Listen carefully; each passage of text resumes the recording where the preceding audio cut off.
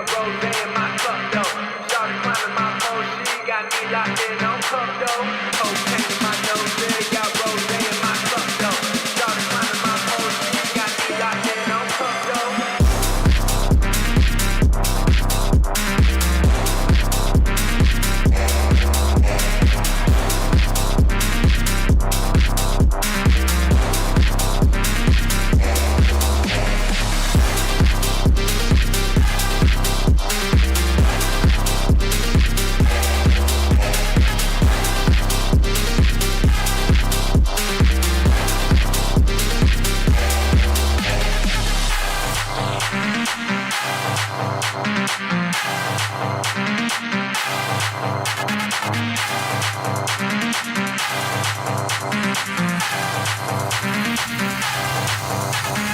Cocaine in my nose, got rose in my cup though.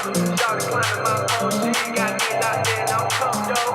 Cocaine in my nose, got rose in my cup though. Started climbing my pole, she got me locked in on cup though.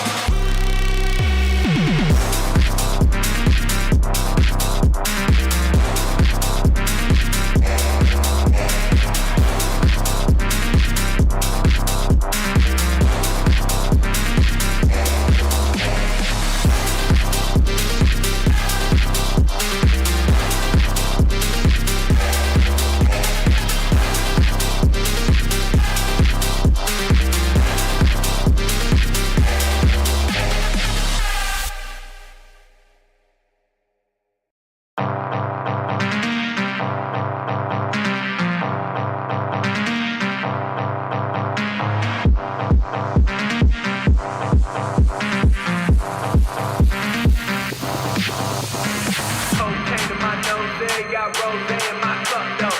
Started climbing my pole, she got me locked in on cup though. Cocaine in my nose, got rose in my cup though. Started climbing my pole, she got me locked in on cup though.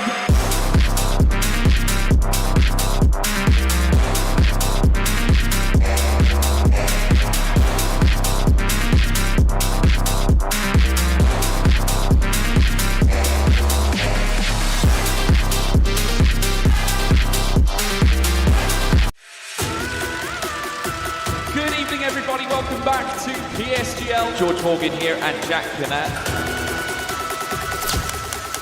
All the lights are currently lit here on track, and it is go, go, go! Contact through the Mercedes teammate. Denoso with a crafty maneuver up the inside. Masterclass from the Chilean. Crucial championship points on offer here. Shootout countdown, Danny Berezne. Longay has done the job. This is for the win between these two. Freddie Rasmussen wins the United States Grand Prix. Alfie Butcher wins for the first time ever. Lucas Blakely takes the championship. It's Barry Foreman. Jarno Opmeer is your champion.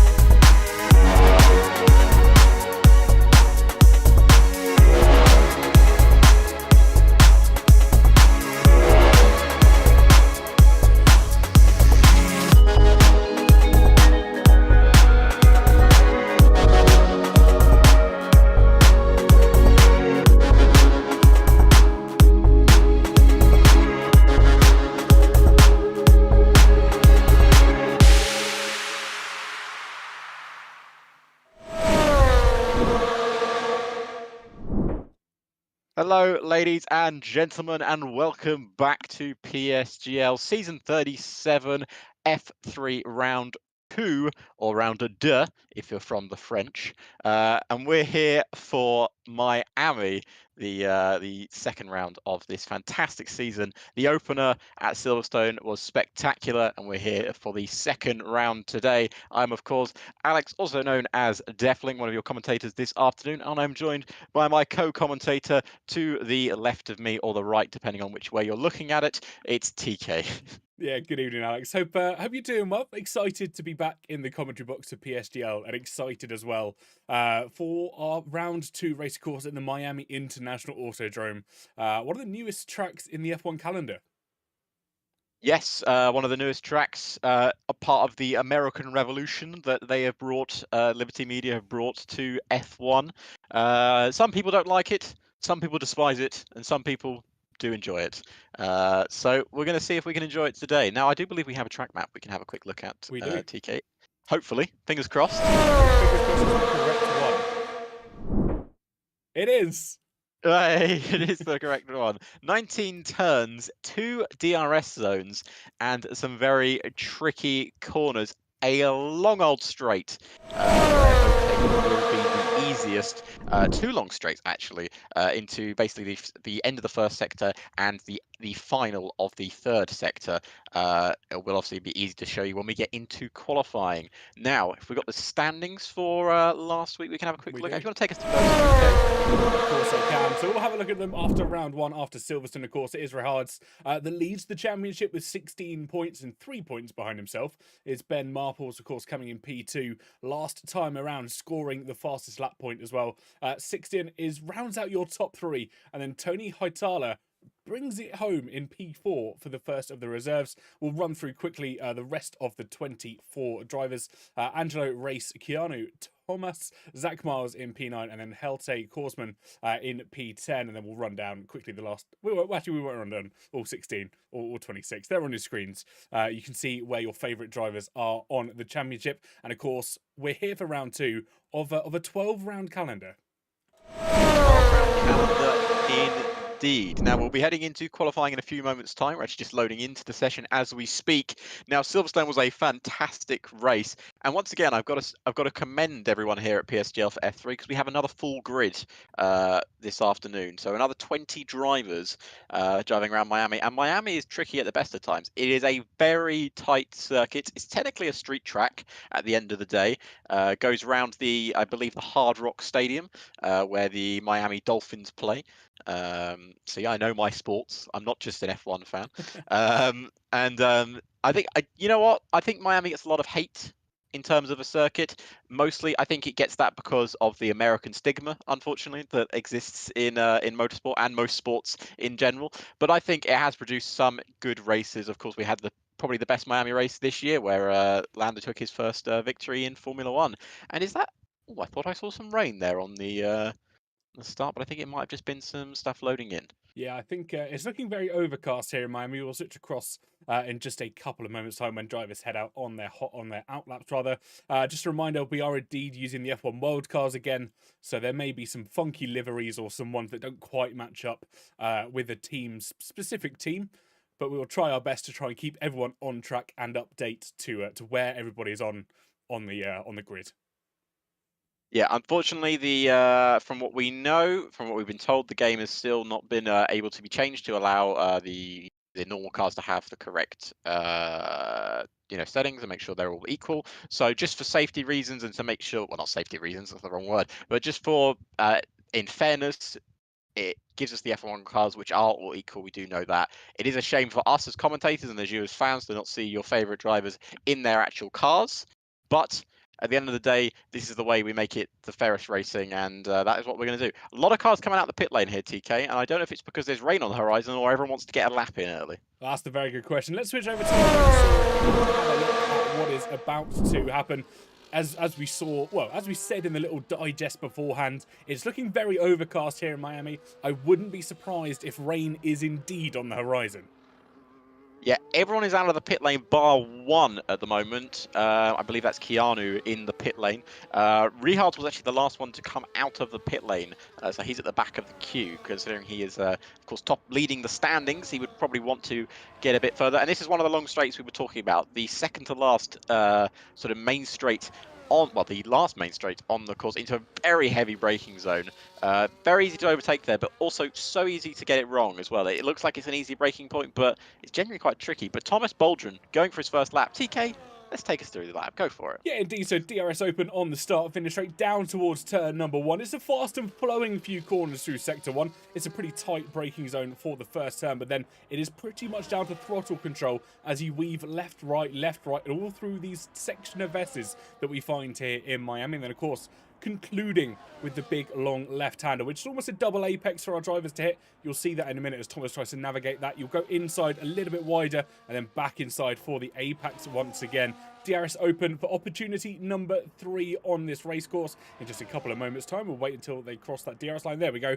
Rear wing on the Formula 1 car, nice and open, hugging the left-hand side to gain the maximum amount of lap time they possibly can, and down in towards turns 11 and 12 through basically what is known, I believe it has a special nickname, but I can't remember it off the tip of my tongue. And then obviously down onto that long last straight that we aforementioned here, Alex. Yep, it's a very tricky middle sector going under the bridges there, under the motorway, essentially. And now onto the long track straight. You're not letting go of the throttle until right at the end of the braking point. DRS opens there. You can drain all the battery you want, of course, in the new version of F124. You can use the battery life to your advantage. Hit the braking point as late as you dare. Maybe a bit too late for Boldrin. And as he gets the power on, he comes through the final left and then the right-hander to cross the line to set the lap time. They're all going to be chasing 25.4 is the first lap time on the board.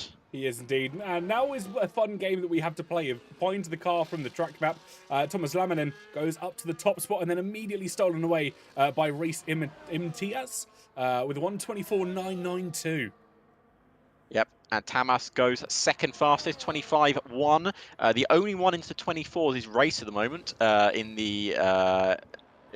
the, well, I don't know what car that is. I was going to give it a car name, but it's not. But Angelo, a man that impressed us quite a lot last week. Well, certainly impressed me. I believe I gave him driver of the day at the end. 24.981. Puts him on provisional pole. Yeah, indeed it does. Everyone's sort of coming through with their lap times now. Everyone kind of just trying to balance themselves out, find about where they are on the circuit. And look at this, Lolo Vera has actually invalidated their lap time here, Alex. And that is so tricky. It is a circuit where you need to push the limits of the track, and it's so easy to invalidate. I'm keeping an eye on Mr. Rehard Sprogis, of course, our championship leader after one round. Will look to set the pace here this afternoon. Can he match that 1:24.9? He certainly can, and he can beat it. 1:24.8 as Rehard Sprogis goes to the top of the timesheets. Few drivers yet to set their laps. I think the other guys have invalidated, apart from Keanu, who jumps up to 4th fastest with a 25.0. But once again, TK, if we have a quick look at the gap to the leader, 5/10 separate the top 17, and a 10th separates the top 5. Yeah, fantastic initial runs from all of our drivers here. I think Ryan, Grubb and Lolo, really unfortunate to invalidate their first runs. That may hamper the mentality coming into the second runs, of course. They had the opportunity to dive into the pits, prep themselves and go again, but obviously decided not to, decided they had enough battery, enough resource to potentially go for a second run. So I think that's what we're going to see here. Oh, invalidated again from Ryan. And that was the issue. You've got to cut those curbs to get any chance of gaining time, and he just pushed it a bit too much. He did indeed. Really unfortunate, and it's such a common place to invalidate your lap time. Like you said, you're pushing so hard to be able to get the maximum amount of lap time and maximum amount of performance out of that car as possible. And this time around, just didn't go the way of Ryan. It certainly didn't. I imagine Ryan will be pulling into the pits on this lap. He certainly will. Lola, I believe, is finishing their lap time here. No, they're coming into the pits as well. So everyone's doing a lap, well, everyone's put a lap on the board apart from Ryan, Lola, and Yelt, who is actually on his out lap now. So he must have come back into the pits and then come back out again to set his first lap of qualifying. And everyone back into the pits to refuel, get a new set of tyres, and look to go again. But it definitely must be quite cold out there, because we talked about tyres trying to warm up this year. Very tricky, and these colder temperatures on track, by the looks of the weather, is not going to be helping. Yeah, I think I wouldn't be surprised if we see a double out lap potentially from some of our drivers heading into their final runs. Of course, 11.5 minutes left on the clock. And as it stands, only 3 drivers out of the pit lane with a 4th about to emerge, which I'm going to assume is Keanu, just based off the blue of the car. Or might actually be him being pushed back into the pits. But yeah, 3 drivers out at the moment. Thomas, and Jelte. Interesting kind of strategy from some of our drivers here. Yeah, interesting to see how I'd see. Obviously, I always love seeing drivers doing different things, maybe against the grain for it, but it's looking really good. As Yelt is going for his first flying lap. This first sector of Miami catches so many drivers out, professional or not. It is a very tricky situation. Evening, Jess, welcome. See you jumping in chat there. We actually have chat open today, so we can see what's going on for it, which was a slight issue last week, but that's been fixed now. Blame me, it's fine.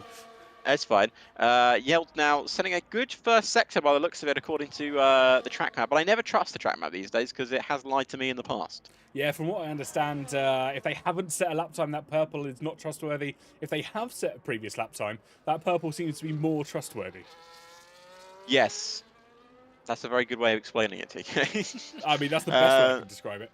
It certainly is, unfortunately. So Yelp going through the middle sector here, cutting those curbs absolutely to perfection and not invalidating his lap time. Just recharging the battery a bit there in the corner. That looked like a tasty middle sector. Was that a 1 minute middle sector? It did look like that. And again, purple flashes on the screen from the game's track map. Take that with a pinch of salt, but it's certainly looking like a good lap time at the moment.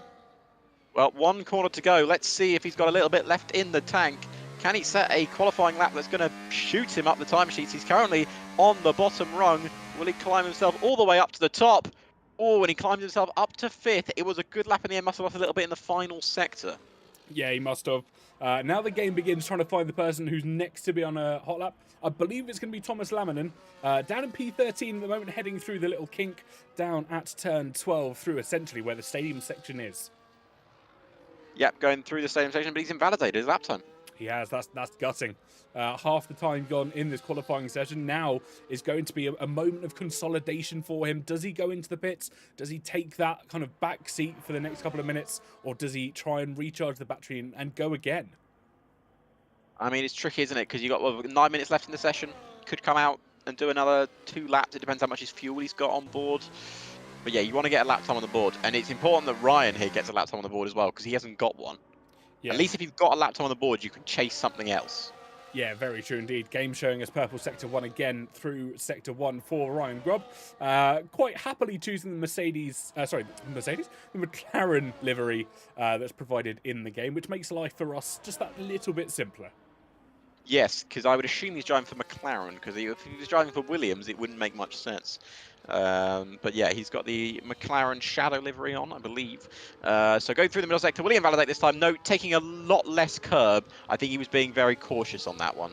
I think he was indeed. He knows how long's left in the session. He doesn't want to have to ruin another lap just to maybe try and find a couple of tenths. I think this won't be the fastest lap we've seen all session, but it certainly will be a very good, almost banker lap for him to have a delta next time around. He'll have enough time to be able to get in and go out again, although a massive lockup into the penultimate corner here.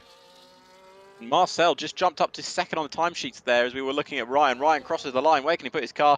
Up into the top 8. That's a really good improvement for Ryan, and that's the lap time on the board. As Race just misses out on provisional pole there. 24.889 goes 2nd fastest. Rehard Sprogis is on a lap right now, but he's actually down in the 1st sector on his own lap time by about 0.2 of a second, which if you were, in a normal race scenario, you think that'd be not a lot, but for these drivers it is a lot, as Giovanni goes 3rd for a split second before Keanu goes 3rd instead. But look at that top 5.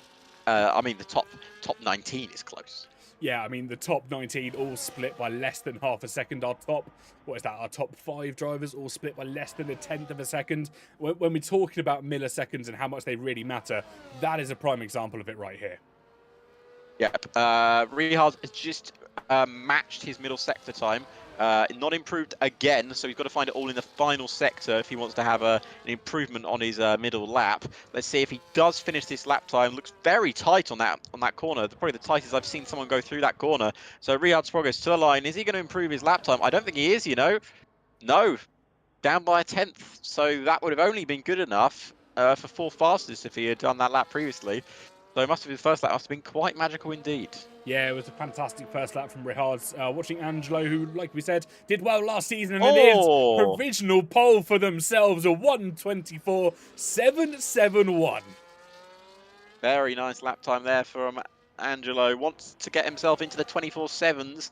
Only driver to go into them so far. That will open, well, that will raise a few eyebrows at some places. But Daniel puts in a 24.797. Is the track improving here? Because the sun has started to come out here in Miami. I think you might be right. The sun is definitely shining brighter than it was just 12 minutes ago here in Miami. And I think that track temperature is starting to rise. And of course, the grip with it exponentially increasing.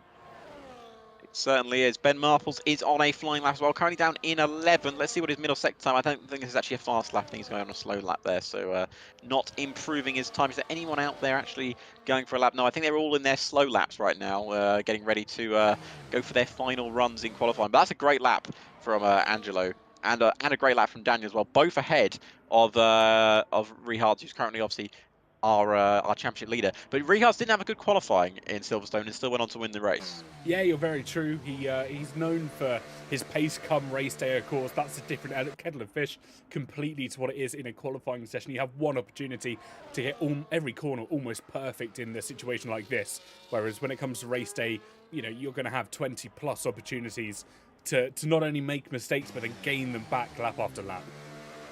Yep, it's one of those things where some people are really good at qualifying and maybe not so good in the race, or some people are really good in the race but not so good in qualifying. And what are you, TK? You a qualifier or you a racer? I was neither, unfortunately. I was better in a race situation than I was a qualifying situation. I've won a couple of races in my time, but I've only got one pole position over that entire course of about 3 games. It's weird because in real life when I did karting, I was a better qualifier, but in sim racing I'm a better racer. Interesting.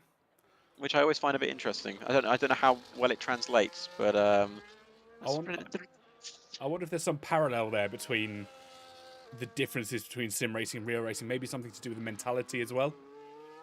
Yeah, there's possibly a thing to do that as well. And I think also in racing, you know, in real racing you have that fear. Yes. And in sim racing, I don't have that fear because I know that if something goes wrong, it's not going to actually affect how I have. Well, actually, I do have a force feedback wheel, so maybe it will, depending how strong your force feedback is. But getting off topic slightly with stuff, Tamas going for their last lap of qualifying, 3 minutes 50 left on the clock. They're not going to be able to go again. So currently down in 16th place. They'll want to jump up the timesheets, especially with their, well, obviously they're not partners, but part of the same TES group. Up in 2nd place. Yeah, it's not necessarily about teamwork here. It's more about bragging rights internally, and that's what they're going to be concerned about. You know, Daniel and Thomas, they won't be fighting, they won't be helping each other out necessarily, but definitely in those post-race discussions, there will be a little bit of camaraderie in terms of who managed to finish higher. Yeah. You don't want to be named the Sergio Perez of your group, I can tell you that for sure. Although 2-year contract, but hey-ho. Hey, he's paid for his college funds. So it's all good. So Tamas in the middle sector does improve, but only like 48,000 of a second. But those tiny little margins can jump you up 5 or 6 places because of how close everyone is. Yeah, you're very true. It's completely marginal for a race and a qualifying like this. Milliseconds really do count. I reckon even with a 10th improvement here, we'll see him jump 2 or 3 positions. Ooh. But is it into the pits? The pits will have just enough time to get out again, I think. Yeah, I think that's. But he'll be cutting it very close. Yeah, I think that's going to be his concern now. Getting in, maybe a completely fresh set of tyres, recharge the car, refuel it as well. For a completely optimal last-minute run. And if he wasn't happy with that last lap, he now literally has one opportunity to make it right. And Thomas Baldwin is into the pits as well. Interesting. He's not improving. I don't know if he'll... I think he's later than... well, they're both going to be cutting it very close. Are they actually coming out again? That is the question. Well, we'll have it answered in a few minutes. I don't think they're going to have enough time to get in, refuel, reset, and come out again. Because obviously it's going to take, what, maybe a minute to get themselves recharged, plus the 1.5 minutes to get round on their outlap. They're going to be cutting this extremely fine. Well, Thomas isn't even wheeled back into the garage yet, and Tamas is coming out now. 1 minute 40 on the clock for Tamas. Keep an eye on your timesheets, everyone, while we have a look at who is going to be your first runner in the session. I think that's Lola going for their last lap of qualifying. Currently down in 20th, looking to really set a good lap time here. Thomas Baldwin has retired from the session, so his 10th is the best he will do. Hopefully he can stay there for his sake. Let's see what Lola can do on their last qualifying lap. Yeah, there'll be questions asked in the garage there from themselves. Obviously, why did the team send them up for one last hot lap? Was it a mistake by the driver? But for now, all that matters is the remaining drivers, the remaining 19 of them, as they head out on their final fast laps. Lola looking to improve from P20, Alex. Can they do it? Hopefully they jump themselves up a couple of positions. Look very clean in that first sector. It does actually improve their first sector time. The middle sector is where you can gain the most, so hopefully for Loda's sake they can improve their time. Looking at some of the other guys, I'm just keeping an eye on Tamas, see where he actually is right now. Just going through the middle sector. He's caught a little bit of a chicane there.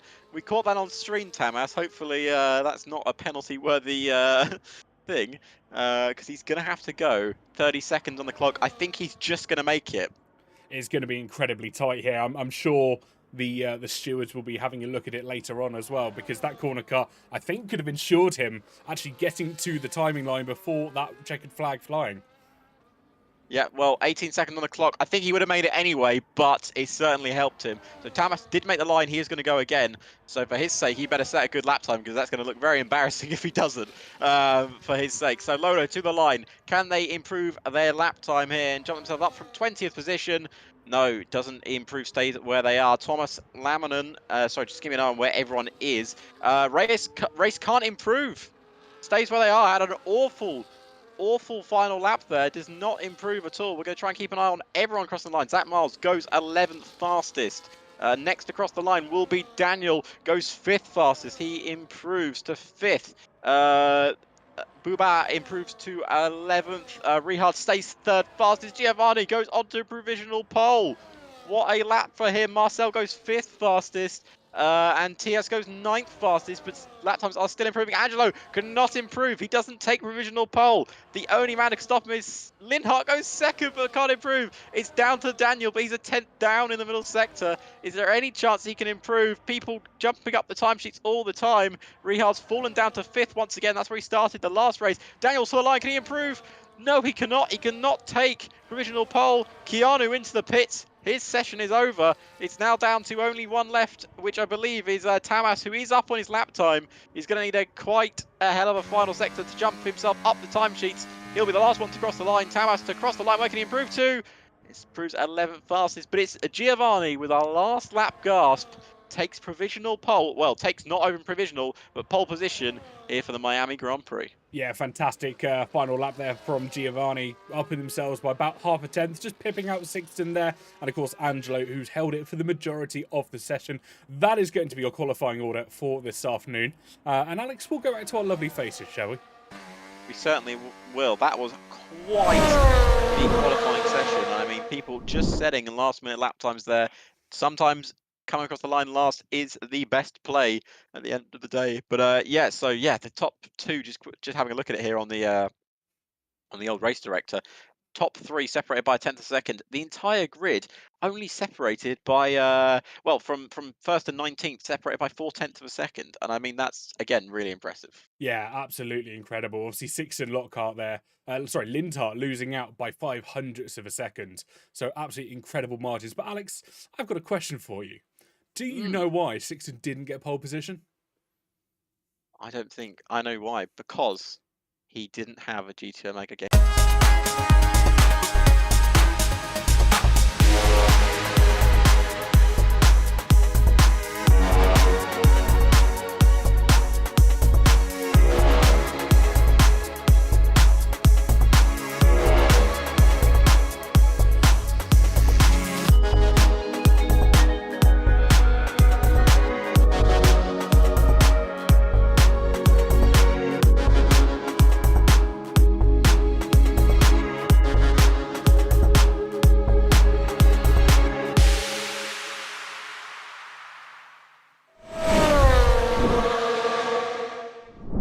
Wow.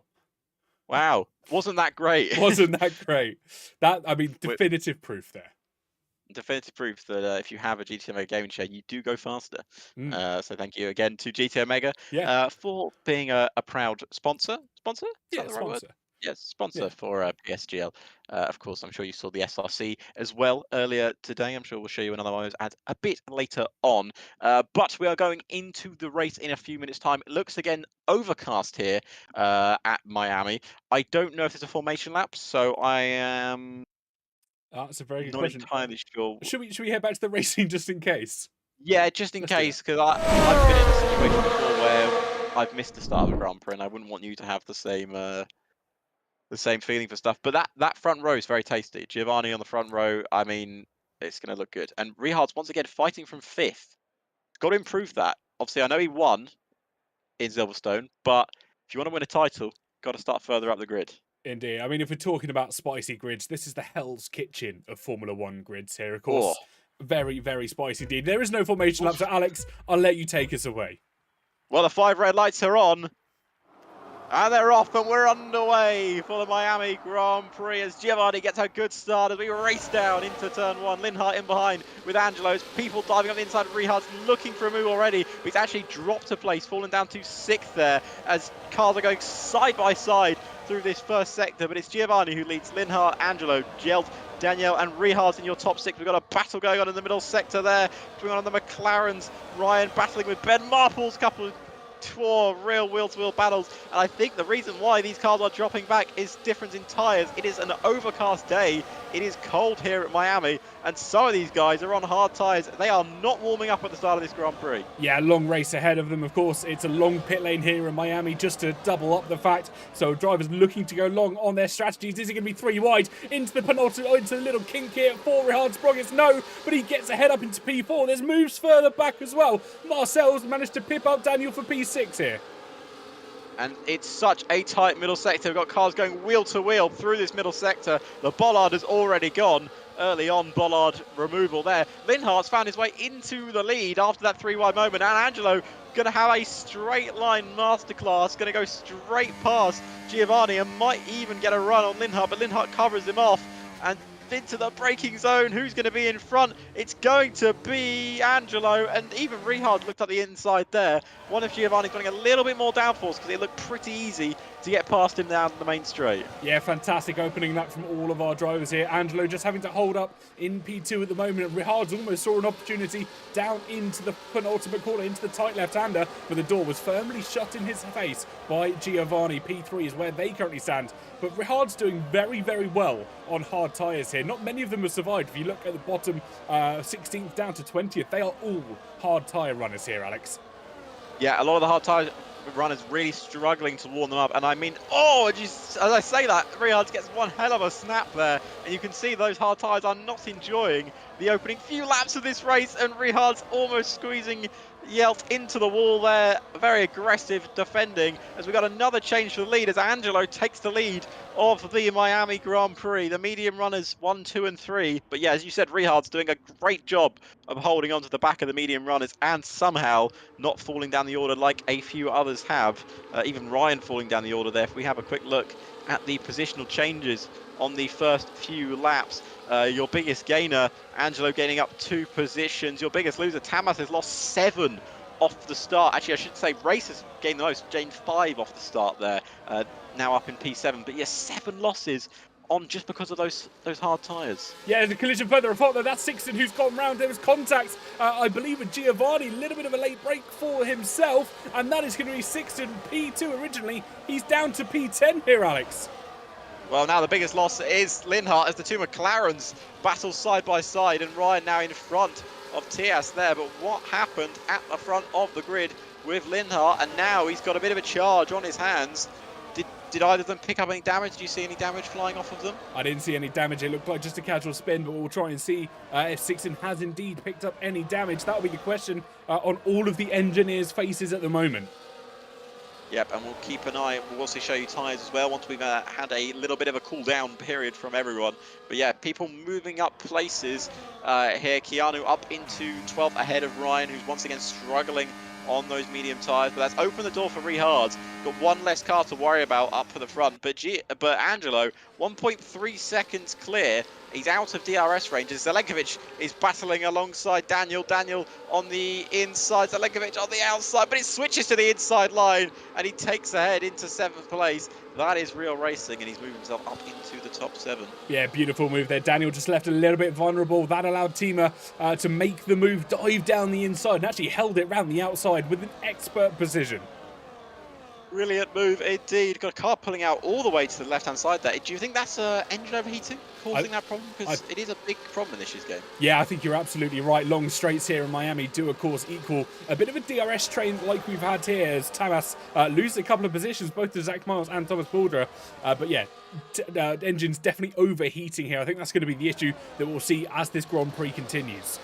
On a 3-wide moment towards the back of the grid. As you said, even for the minor places that don't have any points up for grabs, everyone really giving themselves a push and shove through everyone. But for Rehard, he is on the charge because currently down in 10th place now, he's got a lot of places to make up. He's going to use these medium tyres to his advantage early on, and obviously he's got the superior pace. He thinks down the inside he goes into this braking zone. It's such a tricky corner, but he's made it work brilliantly. He will get the DRS ahead of Ben Marples. Marples might come back at him here, but I think for Marples, he knows Rehard is in his race. Just got to try and get back into the swing and worry about Tias behind, who is going to have a great run at him here. Is he going to go down the inside? We've got a battle for the lead going on as well between Rehard and Giovanni. And Giovanni's lost a couple of places. He's now dropped down to 3rd, and he's going to actually even drop down to 4th now. What's happened up at the front there, TK? Not quite sure. Maybe 2 or 3 wide for some of the corners, but look at the gap that Angelo has in the lead of this race. 2.6 seconds back to Rehard's. This race, barring any safety car later on,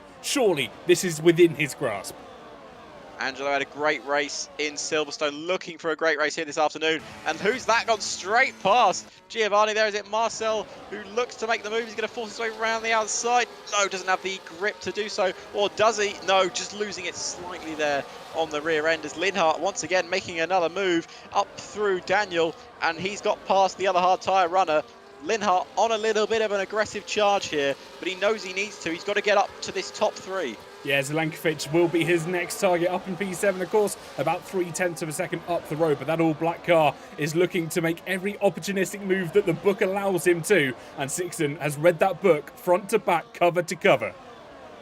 Yep, and if that fails, he's going to throw the book at them, as they say. And he's going to try and move himself up through the positions now. DRS wide open once again down the main straight. You can see him using a little bit of battery there as I'm riding on board with him right now. Is he going to get the move done? But everyone's got DRS in front of him, and that makes it so tricky. But up front, once again, Yelt has moved up into 2nd place.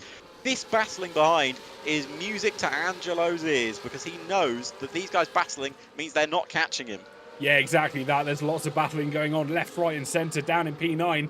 Daniel's managed to get past Tias Korsman for one of the lower of the points-paying positions. He'll be happy with that, but not content by any means. Zelenkovic, once again, the next driver up the road just after Sixton, but I have a feeling Sixton will be dispatching them very, very quickly. Yep, Rehard is looking for another good move here. Is he going to go for it down the inside? No, he's going to be forced to the outside line.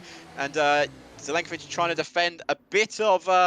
well, what they always say, never defend empty air, and I think that's what he's done, and it's allowed Rehard to get a great run around the outside, but Timo Zelenkovic clearly using a little bit of battery there, but is Rehard going to go for it? No, just a bit too far back.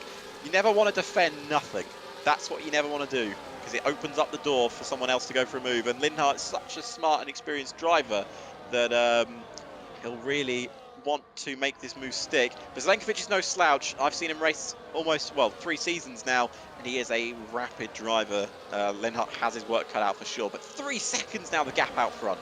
Yeah, Angelo's going to be absolutely celebrating in his cockpit already. He knows he's got 24 laps of racing remaining, but of course that battling that continues further back. Rehard, Sproggis and Jelte still continuing to fight even on lap 6. They're not letting this one go early, and this is actually just allowing Angelo to pull greater and greater into the lead.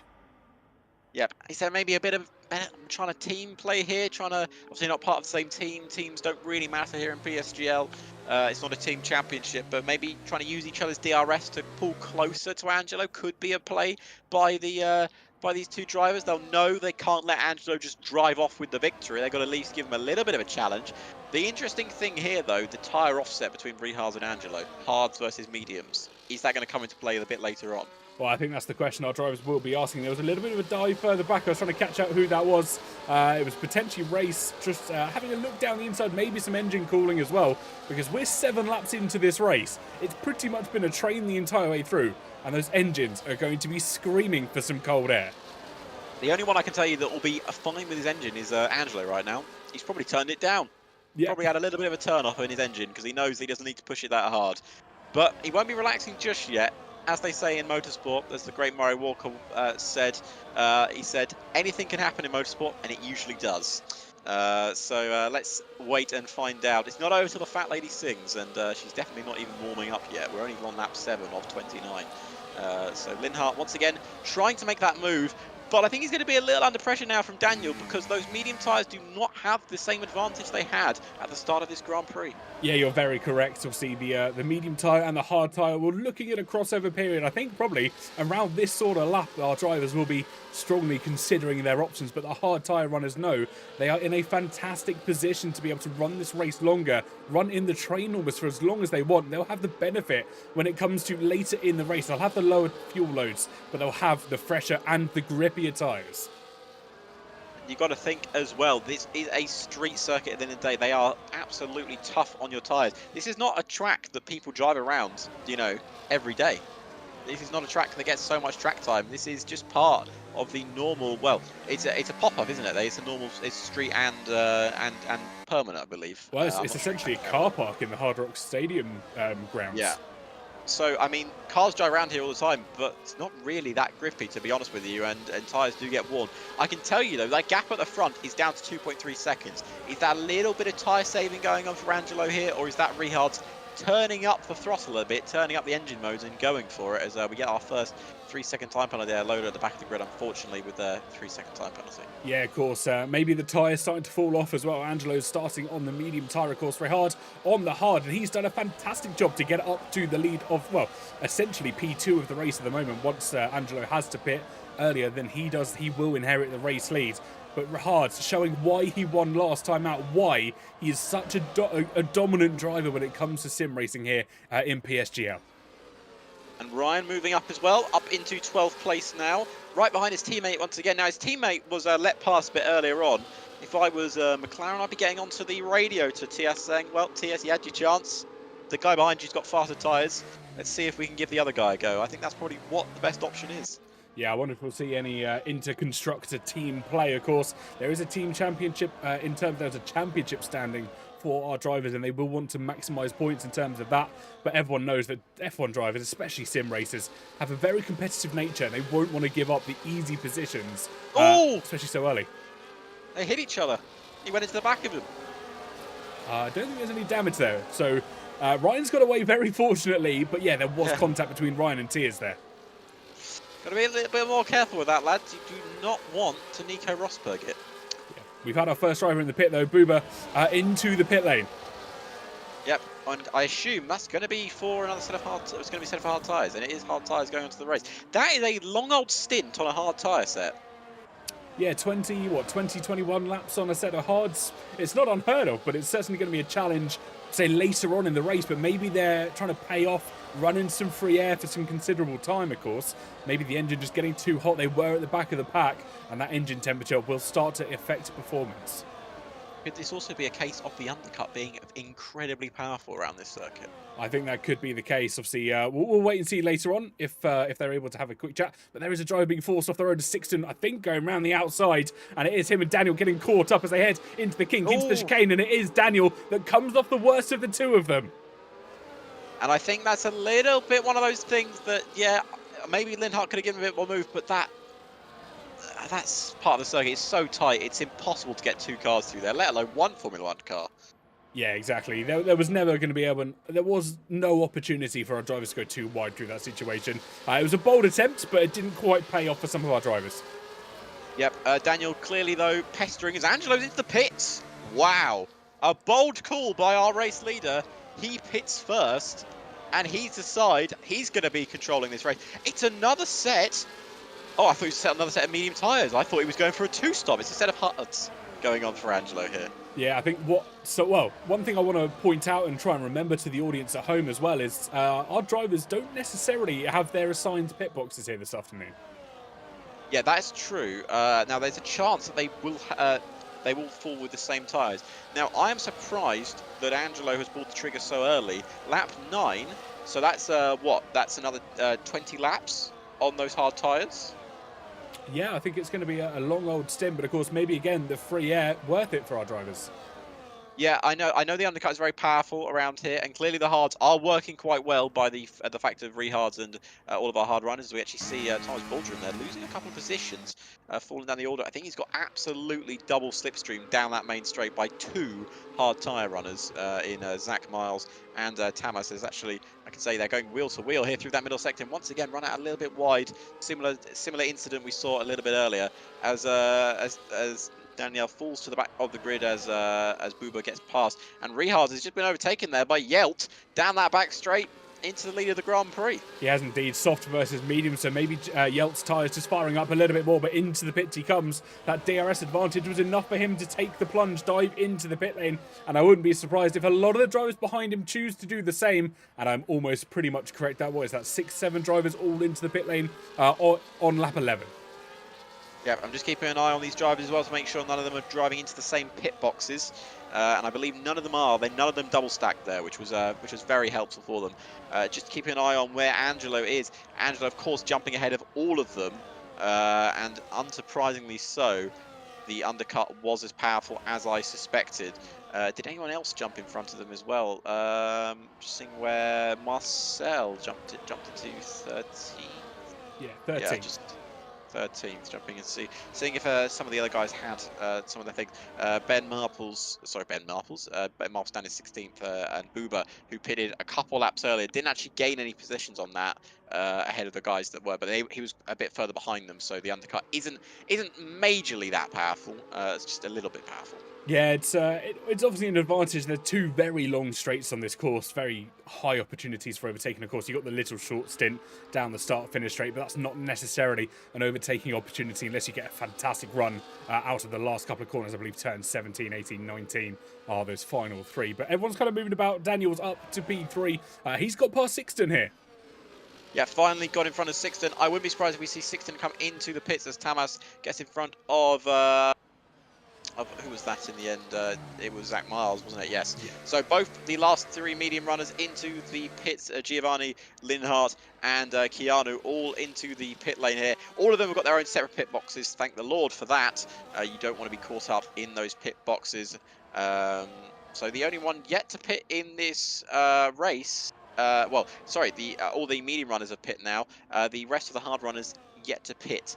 Lola, Thomas, Zach, Tamas, Ryan, Daniel, and Rehard. Yeah, exactly. Lots still to go on for some of our drivers here. Of course, Rehard still needs to pit. We'll have a quick reminder of who's done a pit stop here. And actually, Angelo, who's already made their pit stop, has already made 1 position back off Lola, who hasn't made their stop yet. So a fantastic strategy working out for Angelo at the moment, and within prime striking distance for essentially the race lead here. Yeah, I certainly will be taking the race, but then it's going to be chased down by the likes of Rehard, by the likes of Daniel, by the likes of Ryan. You know, he's going to get a sizable gap, but it's a gap that I'm sure we can get seen get chased down by Rehard's. But those medium tyres went, what, 9-8 laps? Yeah, not very many at all. Maybe up to 11 at a push for some of our drivers. So we're looking at the hard tyres kind of coming on maybe at around lap 18, lap 19. That's what we're kind of being told in our ear. Yeah, and the interesting thing is here, what if we get a safety car? Well, that could really throw a spanner in the works.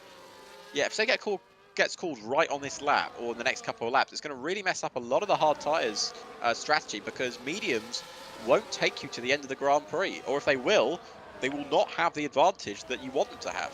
Exactly. There's going to be a real twist in the tail if Bert Mylander does indeed get called out for some safety car duties. At present, it doesn't look like it's going to be a realistic opportunity as Thomas Laminen sets the fastest lap of the race. Down in 18th right now, about 3 seconds off of the pack in front of him, but he's on those medium composite tyres. Did he start on the hards? Did he go hard medium? I'm going to assume, well, unless he's going for a 2-stop strategy here. Well, he might do. I'll have a quick look at the race director so I can confirm that for you. Thomas Laminen, yeah, went hard medium. Interesting strategy there from himself. So it will be. I'm surely he's not going to be able to see the mediums out to the end of this race. Surely we're looking at a two-stop strategy. We're going for a two-stop. I like to see a two-stop. We always like to see a two-stop. Lindhart, on the other hand, like to see his move round the outside of race, but run out a bit of road there. I saw that earlier this year with Kevin Magnussen and Lewis Hamilton when they were battling in the sprint race. One of the funniest things I've ever seen. That battle between Magnussen and Lewis. It gave me a proper chuckle when that was going down. As we see Tamas and Zach Miles battling. Yeah, Thomas and Zach Miles, P4 and P5 respectively. Of course, they haven't pit yet, all on the hard tyres, so we'll be going a couple of laps longer. We're about to cross half race distance here at the Miami Grand Prix for season 37 PZF3, and it's definitely being a spicy one as we predicted earlier. Yep, Lola pulls into the pits. They're losing a couple positions, so medium tyres are going to be going on for Lola's car there, now dropping down to 17th place. So they're going to go on to the mediums. Now, for our leaders, they are still yet to pit in this Grand Prix. So P1 down to P6. All yet to pit. Angelo is about to catch up to the back of this pack here. So 6th, 5th, and 4th. And then there's an 8-second gap between the rest of the field. So if I was Angelo's position, get past these three, just settle into your own pace. You know the leaders have got to pit. You've got to protect those tyres as well. You're going to need them a bit later on. Yeah, exactly that. Zach Miles up to P4 after getting past Tamas there. These two kind of swapping positions, maybe swapping DRS as well. So they're playing a bit of an ununique team game just to try and catch up to the likes of Ryan Grob and Daniel just ahead of them. I think Rehard potentially out of the picture for these two at the moment, being over 12 seconds ahead.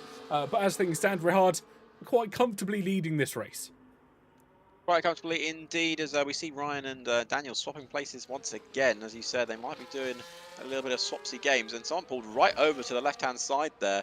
Angelo not wanting to get massively involved in this battle, but he's going to go late on the brakes. Oh, and I think he might have overdone it a little bit, but he's got the extra grip. Wow, look at the extra grip those hard tyres had. He went straight round the outside of Thomas, and he might get a good run here on these two, Tamas and Zach Miles, properly going for a wheel-to-wheel fight. Thomas has launched it around the outside of Angelo, but Angelo not having any of it.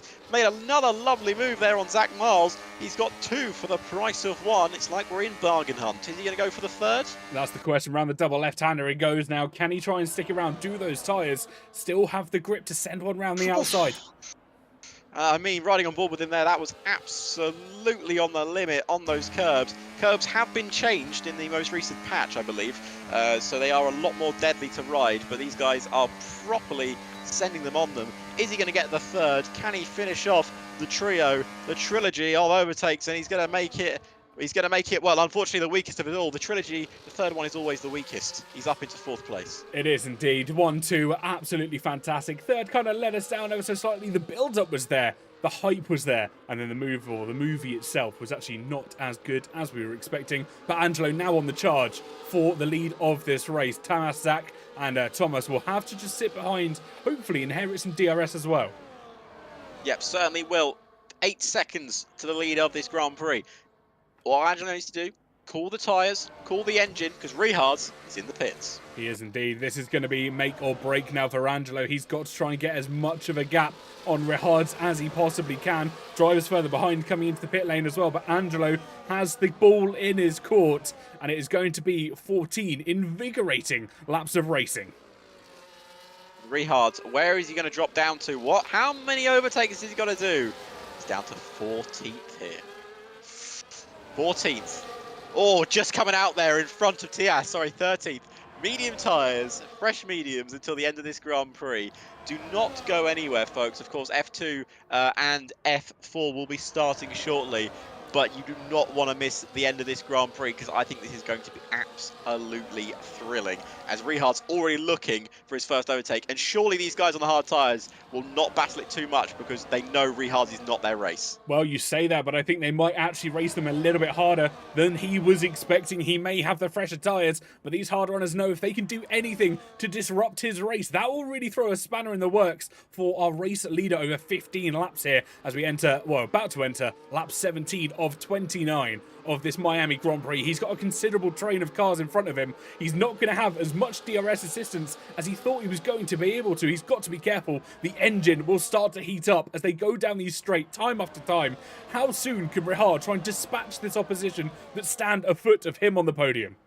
Oh, but look at the slipstream. Look at the power he's got down this back straight. And he's just going to make the first move. He's up ahead of Keanu. 2 moves. Done the next 2 laps. Oh, he might have hit his front wing a little bit there, but I think he's going to get away with it. He looks to go up the inside, but blocks off there by Giovanni. Giovanni not going to want to let this one go, but I think he might have to, as Rehard's going to go late on the brakes. Oh, a little bit of kerfuffle going on behind him. Didn't see what happened there, but down the inside goes Rehard. Is he going to make the move? Force his way down the inside, round the outside, and he's up into 8th place there. Was there a little bit of kerfuffle going on behind him? Didn't see what happened there. Yeah, it looks like Keanu almost lost the car. It's that Alpine car. He's actually sat in between 2 cars, benefiting from the ghosting that the game gave him, and manages to come out ahead of Giovanni. That is some fantastic racecraft, to know that your car's gone AI through essentially no fault of your own. He was saving the car from what was almost an almighty tail whip, and then managed to take advantage of the fact that his car went ghost mode, got the move effectively through Giovanni's car, and held on to P9. So another move by Rehard into 7th place. He's passed Sixten Linhart. Linhart not battling that one too hard.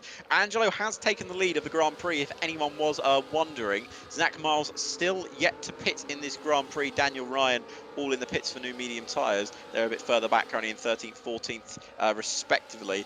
Thomas and Tamas in 18th and 19th, respectively. So for Angelo now, it's all about keeping his tyres to the best condition they can and winning this Grand Prix from the position he's got. It is down to Rehard to chase him down. Rehard needs to get these moves done quickly so he can get some clean air and pump some of those lap times in. Zach Miles still not pitting yet. Is he preying on a safety car, or is he going soft tyres? Well, that's the question we'll be asking from up here in the commentary box. Maybe I'm going to throw another speculation into the wind this afternoon. Is he waiting for weather? That's always a chance. I don't know what the weather is going to do. It's still very overcast here at Miami. If there's a chance of rain on the horizon, he will not want to put a new set of tyres. On Rehard, on the other hand, not thinking about the weather right now. He's thinking about how he's going to get past Ben Marples. And will he do it down this back straight? Marples already struggling there, a little bit on the rear. And up the inside is Rehard. And he's into 6th place. And he's made another position up here. He is absolutely flying on these medium tyres. Ben Marples using a little bit of ERS to keep up with him, as we've got a battle in front of him as well. Oh, is Marples going to fire on round the outside? No, I think that was more of a defensive move than anything. Oh, as Rehard's found a little gap there to go down the inside. He's going to force his way all the way around the outside of this corner. That would be absolutely beautiful, and he certainly has.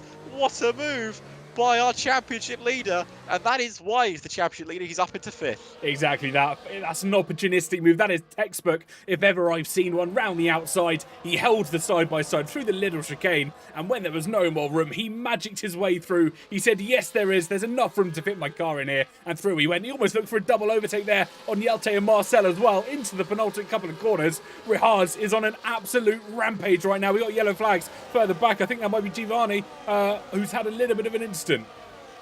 Yep, Giovanni dropping maybe a few places. Ryan Grob sets fast lap of the Grand Prix. We have our last pit lane runners. Zach Miles into the pits, going for medium tyres. Safety car clearly wasn't coming. He's made the decision to go for mediums. Call the end of the day. Rehard's going to force his way around the outside here. Has he got the grip to do it? He certainly does, but didn't have the acceleration. Maybe used a little bit too much of his battery. Got to charge it before the main straight. You can see the light flashing. Oh, but to the inside. Look at that grip he's got on those mediums. He's passed Yelt into top 3, and now the charge is on for 2, and Angelo may start to sweat a bit here.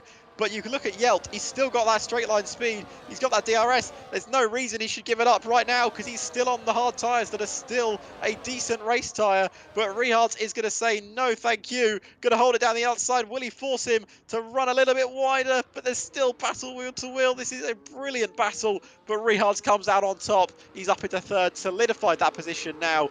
Or has he? Because he made a little bit of a mistake on those curbs. He needs that DRS usage to go down the 2nd back straight and try and get past Marcel, because if he can do that, then the charge is on for the race lead. Yeah, it wasn't the exit that Jelte would have wanted, especially when trying to attack Rehard Sproggers here, down into P2, but Rehard is going to go down the inside on Marcel to take P2 here, and now he declares his battle. He knows his enemy, and he is 4.5 seconds up the road. Angelo may start to report rain, but I can confirm it will just be sweat in that cockpit. It certainly will be. The race is now on. Rehard beginning the charge for the Grand Prix, but keep an eye, I've got to say, on Ryan Grob and Daniel, because they are on their own charge to climb up through this grid as well on medium tyres. We'll be keeping an eye on them too, while we keep an eye on the battle for the lead. Ryan up in 9th right now, respectively, with Daniel in behind. Ryan was looking so quick a minute ago, and he may be looking as quick now down the inside, and he's going to make a move there on Keanu. Keanu going to try and battle that one around the outside, but he just doesn't have the grip, TK. He doesn't at all. It was Alpine versus McLaren this time around, and McLaren come out stronger here in Miami.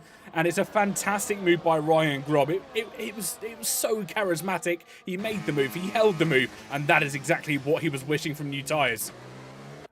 There's a huge battle going on from those hard tyres, but Ryan's going to take full advantage of it, because Linhart's going to try and, Linhart almost losing a place there, but battled that one back nicely, and currently still sitting in 8th place is Ryan Grob, but I think he's got a chance of a podium finish here.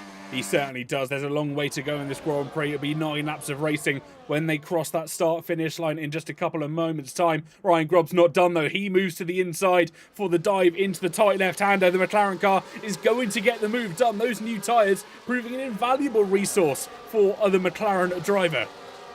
And Daniel almost followed him through as well. Daniel made the move on Keanu. He's up into 9th place. Linhart trying to battle this one back, but unfortunately those hard tyres just don't have the same amount of grip as the mediums do. I've got to say, that gap at the front not coming down as quickly as I thought. 3.7 seconds between Rehard and Angelo.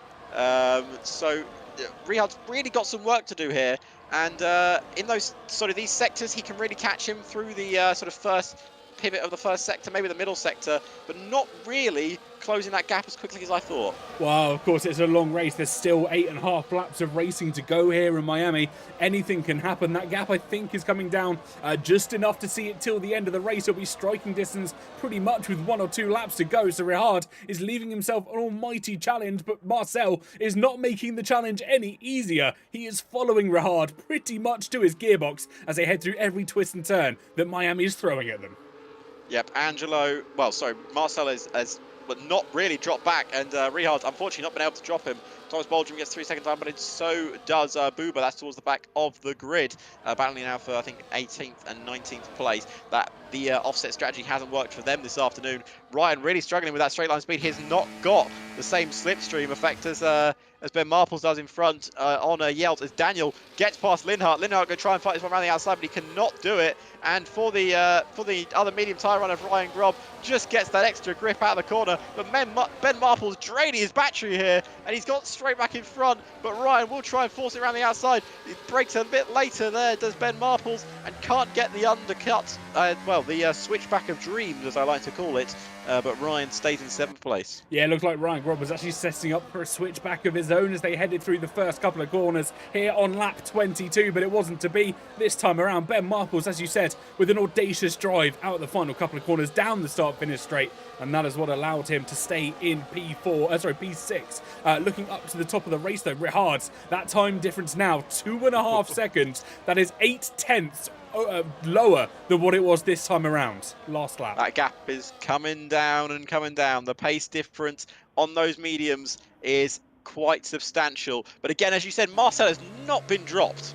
He is doing a fantastic job of keeping up Rehard.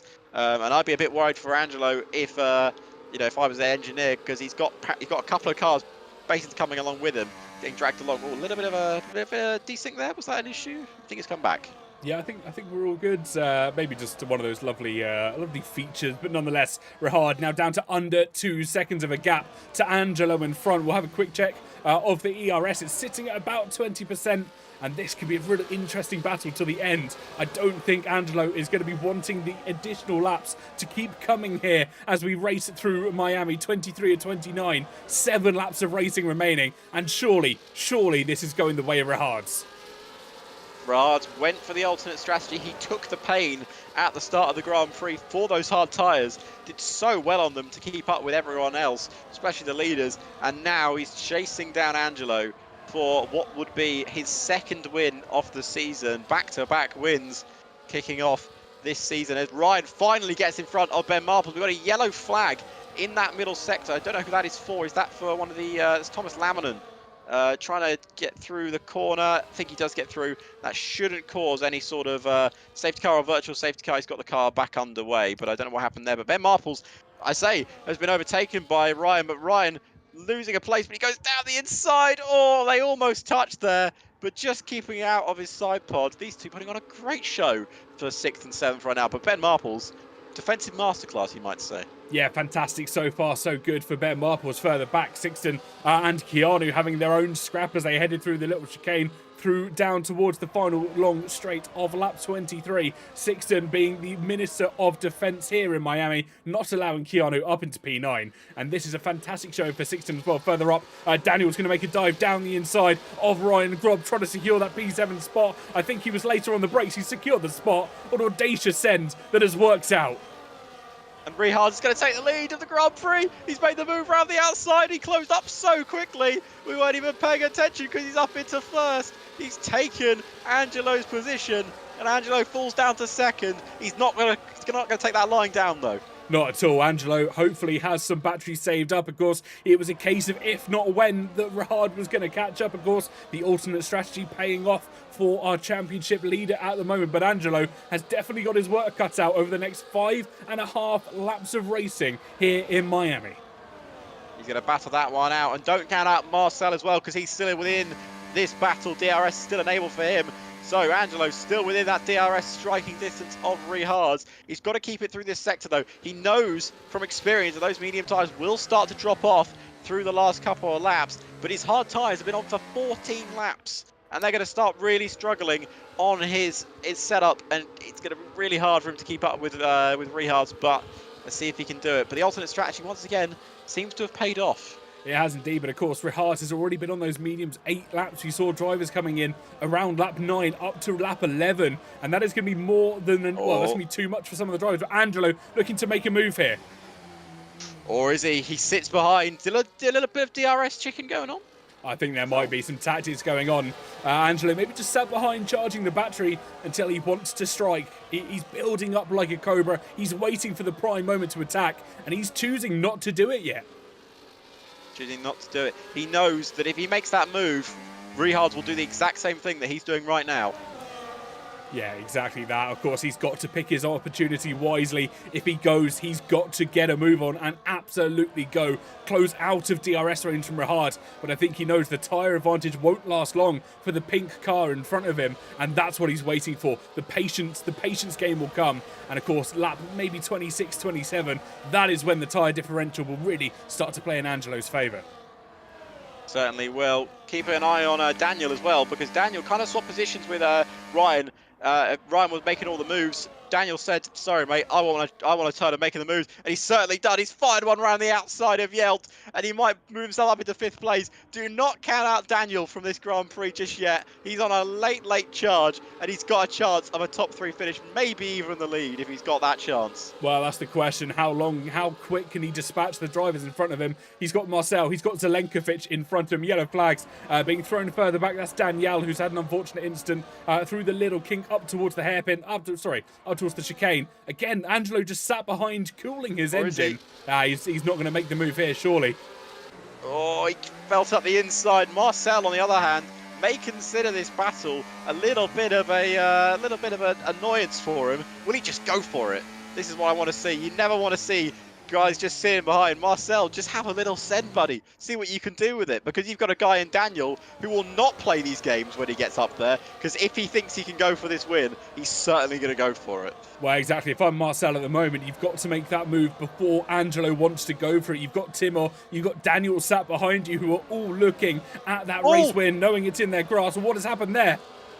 Well, Zelenkovic has got a little bit of a push and shove from the old Daniel. I don't think it was on purpose, but hit the rear end, and Zelenkovic just went wide, picking up a 3-second time penalty. I will imagine that will get removed because it was really not his fault. He was pushed off, and it caused him to get a 3-second time penalty. But it's moved Marcel up into second. Angelo falls down to third, and down the inside goes what was that? Zelenkovic jumping up into fifth again, but Daniel now up into fourth. He has got a chance to get that top three. I'm sure the stewards will have a look at that Zelenkovic incident a bit later on. But right now, he's just got to focus on trying to get up into top three. Yeah, they have indeed. Yellow flags and warnings and penalties coming the way of drivers as we enter the late stages of this Grand Prix. This is where moves will start to be made. You can see Rehard moving out, maybe trying to counter off an early attack, a late attack here, down toward the left-hander. I don't think Marcel or Angelo are going to die from that far back. But Marcel looking in a very favourable position at the moment. He went early. He's almost dropped Marcel in a way, and now he is the prime suspect to be standing on the top spot of that podium. Rehard moves himself back up into 8th, but he's got an old foe in Ben Marples in front of him. Can't seem to get past him this afternoon. That's going to be a real annoyance for him.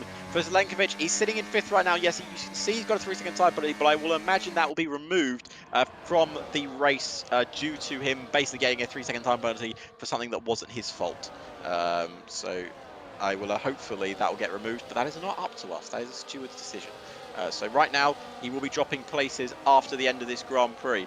For the race lead, we've got Daniel chasing down Angelo, who's going to get overtaken here because look at Daniel. He's absolutely flying down this back straight. And as I said, he wants this race lead. And so Marcel takes it as well. He's got ahead of Rehard. And now Daniel's involved in this battle. We've got a 4-car battle for the lead of the Grand Prix. Yeah, who would have thought it? Just a few laps ago, Rehard was running away with this. Then Angelo was running away with it. And now the top 4 separated by not even a paper's width. And look at the rest of them being dragged along in tow. Pretty much everyone down to P12 in this initial group. You can see in the distance 12 cars now head down to start the penultimate lap of this Miami Grand Prix. 2 laps, 7 miles of racing to go. And this is still anybody's game here, Alex. And whoever said Miami wasn't interesting, well, I'm going to point them to this video from now on. Hopefully everyone has enjoyed tonight's racing. We've still got 2 laps to go, and absolute chaos may kick off within the last 2 laps. Marcel currently leads on the penultimate lap, lap 28 of 29, followed by Rehard, Daniel and Angelo. The hard tyres have been on for 18 grueling laps, followed by those mediums that have been on for 12 and 11 respectively. Rehard's chasing down Marcel for the lead of this race. Daniel chasing down Rehard for 2nd place, and Rehard may have dropped a bit back there. Let's see what he can do down this back straight, because we know how quick Daniel is. Yeah, very quick, especially in a straight line. He's proved that all afternoon. And don't forget, if you're watching at home, drop your predictions in the chat. Who you think is going to take the victory here at Miami this afternoon in just a lap and a half's time? Well, here we go. Daniel sets the fastest lap of the Grand Prix towards the back of the grid. Ben Marples has gone down the inside of Yelt. And, oh, is he going to fire? No, he's going to fire his way around the outside of Yelt. He's up into 6th place. Marples back up into another position as he goes, tries to go up the inside there, but Yelt's got himself a 3-second time penalty. Carnage towards the middle pack, which is good for our top 5 because it allows them to pull away a bit. That's a battle that I'm sure we'll fight another day as Ryan gets in front of Yelt. And he's up into 7th now. But the battle for the lead still rages on. We are going on to the final lap of this Grand Prix. It is... Oh, but Daniel sent it from a long way back. And I don't think that was ever going to work out. But he's taken the lead of this Grand Prix with a lap to go. It's all kicked off here at Miami. What a send from probably too far back for Daniel. But somehow he's made it work, but not for long. Marcel up to the lead of the race. Rehard's now switching positions for P2 with Daniel himself as they go inside and outside through the S's of the start of the Miami Grand Prix. Marcel starting to run away with it. Could it be his Grand Prix to win? Rehard defending for all his life. He's got Daniel, he's got Angelo, he's got Timur further behind him. And this is going to be a fascinating finish. Daniel once again down the inside. Can he hold on to P2 now? He's made it work for the switchback of dreams for Rehard. He gets a great exit out of the corner. Marcel will be saying, keep battling, guys. I'm running away with it right now. He certainly is. But the slipstream effect in F124 is so powerful. He's going to have to send it from a long way back. Is he going to go for it? No, not on this occasion. But Daniel says, screw that. He's going for it anyway as he tries to go around the outside. Can't make on this occasion. We've got one more overtaking spot. The main straight, the second to last. made straight of this race. Rehard's have a little bit of a snap in that middle sector. Here we go, last lap of the Grand Prix. Is he going to be a bit too far back? Both of them, everyone dumping their batteries here as we go to the braking zone of the final corner as Marcel pulls to the inside. Rehard goes to the inside anyway. He's going to go for it for the lead of the Grand Prix. He takes the lead on the last lap and is a little bit too late for Marcel. But on the final lap of this Miami Grand Prix, it's Rehard that will win the Miami Grand Prix. Marcel in second, Daniel in third, Angelo in fourth, Marple sixth, and Selenkovic, Yelp, Tias, and Race round out your top 10.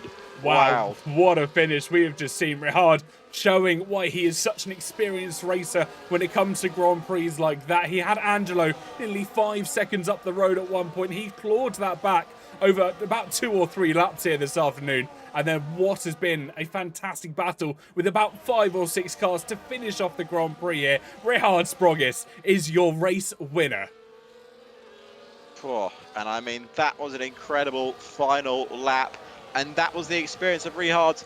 Marcel showed him the door on the inside, tried to force him to the outside, but Rehard said, nope, he's going outside line, and he made it work so brilliantly. And he took the lead on that final lap. Daniel was a little bit too far back to cause any major problems. Angelo, unfortunate for him, came in fourth. Those tyres just really dropped off for him towards the end of that Grand Prix, couldn't make them work. And Ben Marples, what a drive for him, comes home in P5. And what a defence he had against Ryan, who drops all the way down to 15th. What happened to Ryan? Was it a penalty in the end there for Ryan? I don't know if he had one, did he? I'm not sure. We'll wait and see when the results screen comes up in just a couple of moments' time. Yeah, really unfortunate for Ryan Grop. He was running high up in the points there as we get someone leaving the session already. Fantastic stuff. Ryan says P6 gone in one corner. Wow. Don't know what happened there. Well, that'll be down to a steward's inquiry, I'm sure, later on. But having a quick look at the podium here. And of course, it is our race winner once again. Rehard, back-to-back wins here in F3. As I said at the start of this year, he's got something to prove this year. And I mean, he did it the hard way today. The alternate strategy, but he made it work so brilliantly. Takes the lead literally with a corner to go. And he is your race winner once again here at the Miami Grand Prix. But going through the running order for everyone, it was Rehard 6th to first, Marcel 7th to second, and Daniel 5th to third, followed by Angelo in fourth, then Ben Marples, Linhart, Zelenkovic, Yelt, Tias, Race rounds out your top 10, and then Keanu, Zach Miles, Giovanni, Tamas, Ryan, Lola, Boba, Danielle, Thomas, and Thomas Lamanen rounds out your top 20. Driver of the day for you, TK? It sounds a little bit cheesy. I think personally it has to be Rehard's. He overcame such a fantastic battle and then held his own when it came to the end of Yeah, I mean, I'm going to give it to probably Marples. I think Marples did a good job defensively.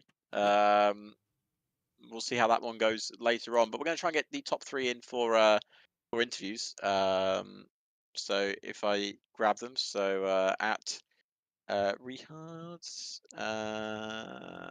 who remind me the top 3 again, so I can at them. That's a very good question. Well, we know our race winner. I can't remember who was second or third, but Rehard's in the waiting room already. So I'm sure we can drag him in and have a quick chat. Yes, well, let's drag him in. I don't know if I get the. I can't seem to move people. There we go. Rehard's. Hello. Welcome to the interview room once again. Back-to-back victories here in Formula 3. I said at the start of the season, you've got something to prove this year, and you've certainly started it well. 2 victories, both outside the top 3 in terms of qualifying. We'll get into that in a minute. But from 6th to victory today, the alternate strategy worked well, taking the lead with 1 corner to go. Yeah, talk us through that race, man. It was thrilling from where we were sitting. Yeah, we can start with qualifying where I bottled everything. Like, if we talk about Silverstone, I just didn't have the pace, and I was happy with the P6. But now I had to be like P1. But yeah, I knew I was prepared for race, and I knew I had the pace to be really good. So yeah, of course I was really mad, but I was trying to concentrate for the race and yeah, do what I can. Then I saw everyone was on mediums, and I was the only one next to me on hards, and I was starting to panicking because like the undercuts can work really well, can work really well, but today it didn't. So looks like the undercut is not that strong on this game. So I was really scared when I was driving alone because I saw those fastest laps come from them. But yeah, the overcut was incredible. Did some nice overtakes and was happy that I didn't got into any incident. I just saw a lot of people getting in trouble, just like Daniel, and I think it was Giovanni at the start, like in the first laps. So yeah, was happy that I didn't got into any incidents, and I hope that no one reports me. So it's 2 out of 2. Yeah, 2 out of 2 indeed. Yeah, so talking about that qualifying quickly, obviously we won't go into it too deeply because obviously you won the race in the end. If you'd come away with say a P10, we might have been talking about it more, but we'll gently discuss it. Is that something you think you need to improve on to, obviously it's stupid to say, but the further you start up, the easier it is to win Grand Prix. Obviously, you've proven that you can win it from fifth, you've won it from sixth, doing the alternate strategy, but is that something you'd really like to improve on, probably out of everything? Yeah, of course, it's always better to start like ahead, because it's easier. You can save your tires, be more chill. Don't worry about overtakes and just sit in the DRS train and don't worry about anything. To be fair, but if you're starting like P6, P7, it's really hard to win from there. So you have to do those first lap overtakes, do on your own risk. Really risk everything on your race. So yeah, of course, I would like to improve it, and I will try to improve it because I really don't want to start P6 all the races, and I know I can improve and I can get pole positions because you get that one extra point for it. So of course I want to get it as soon as possible, and I hope I will get it next week. Well, I'm sure you will. Where are we racing next week? I genuinely don't actually know. Austria. Is it Austria? So Austria, another very different circuit to Miami, of course. Now, Miami also you can overtake, but it is traditionally known as a street circuit. Austria, very heavy on the DRS zones, very heavy on the overtaking. Can be a bit of a sprinkle of weather. You thinking you can go that? Is it your home race as well? I believe. Is it not? No, it's not. I'm from Latvia, not Austria, actually. But Damn. The flags look similar. I thought I had that one, yeah. but yeah, no. I mean, it's still a fantastic circuit. Do you think you can go on there and make it well 3 in a row and really cement yourself at the top of this championship? Yeah, I'm as confident as I was after Silverstone. Like, I think I can do even better than this, uh, improve even more, and show what I'm capable of. Well, thank you, Rehard. That was a fantastic interview, and I'm sure we'll speak to you next week as well, mate. Yeah, Thank you. Thank you, amazing Rehard. stuff. Fantastic. He's so confident and such a nice Oh, yeah. guy as well. Very nice. Well, I think that's from us. Can I just also say, I don't know if TK was looking at it a lot, but I want to say such a fantastic viewership tonight Yeah, for Formula 3. I was looking down at that thing. I think a constant 100 viewers for Formula 3, which is so fantastic, guys. You genuinely don't know how much it is Yeah. for us to sit there and because we as commentators, we're a bit vain. Yeah. We like our egos being boosted. It's nicer to see 100 people watching us rather than say 30.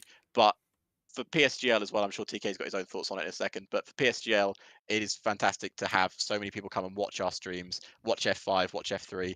Obviously, F2 and F4 are going on right now. Please tune in. They're probably getting started with their race anytime soon. But yeah, TK, I'm sure you've got thoughts on it as well. It's just fantastic. Obviously, as you said, we're all slightly motivated by numbers. I think that's probably the best way of putting it in a Yes. polite term. And Yeah. I'm one that checks numbers. I like to see how we're doing compared to other people, and obviously, if we're not doing as well, is there something we can improve on and that sort of thing. Yeah. Now, not to brag, last time I checked, we had the best viewership last week. Well, let's hope we keep that this week. But Fingers yeah, crossed. honestly, fantastic race once again. I think it was brilliant from start to finish. Really enjoyed watching Yeah. Miami today. We'll be back Thursday, I same won't be. time. I'm gonna have to run the stream then, aren't Probably. I? Well, I'll be back next week. Yeah. Probably joined by Mackie, who does the F5 broadcast today. He's stepping in for someone. So you guys probably know Mackie because I've done stuff with him on SRC. TK will be back the week after, I I will. assume. I will. So he'll be back for. I don't. Oh, was that the break week? I can't remember. That sounds about right. Let's have a look at the calendar, shall we? Oh, it is the break week. Yeah, It it's is. it is the break week. So yeah, quick look at the calendar before we head off. I don't have it on a graphic, unfortunately. Oh, No, I don't have it on a graphic. Well, I can tell you what's going on calendar-wise. I have it up on my screen right now. So so obviously we just had Miami. So next week on Thursday we will have Austria. So Thursday 7 p.m. Same channel, same place. Just a one different commentator for next week. And then we have a week of break week. So over the I think we have a summer break week sort of to the ends of July. And then 1st of August we will be back for. Is it the 1st of August? That doesn't seem right. First of Yes, the week. it is. Yeah, It is. 1st of It is. August. Yeah, the 1st of August. So we'll be back for Spain. That's where we'll be returning to for that. So me and TK will probably return on that day. But I will be back next week for Austria, and whoever I'll be joined by, I'm sure we will have a brilliant time. But until then, we're gonna say goodbye. It's We are. goodbye from me, And it's goodbye from me as well. goodbye from me. I'll see you guys in a bit.